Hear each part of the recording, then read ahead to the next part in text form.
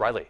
Eric, some of the high points of what the audit shows was a failure to make payments on a multi-million-dollar loan and taking out loans that were not approved by the station's board. Now, of the members that resigned, some of them say they were not aware of some of these poor financial keepings.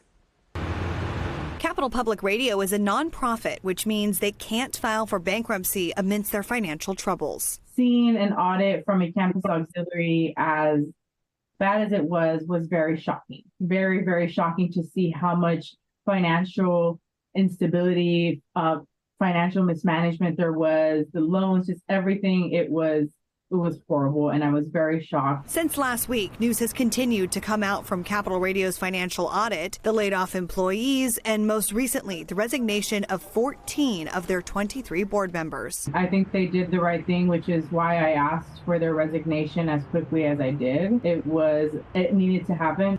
The resignation letter is coming down Wednesday. 13 of them sent over a resignation letter to President Wood and said that they were resigning from the position.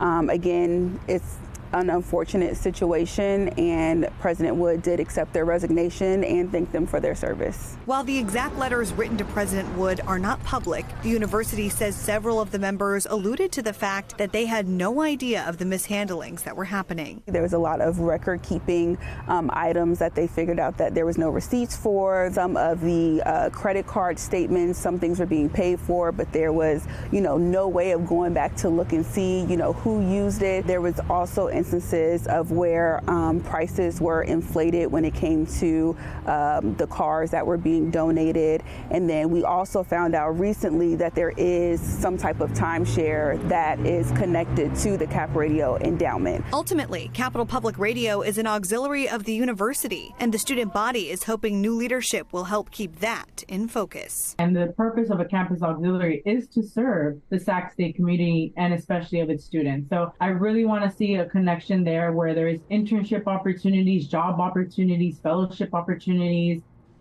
Sac State says they're committed to saving Cap Radio. They say it's a beloved part of their community, and they're working hard to stabilize and strengthen the relationship between the media outlet and the school. Nikki, back to you.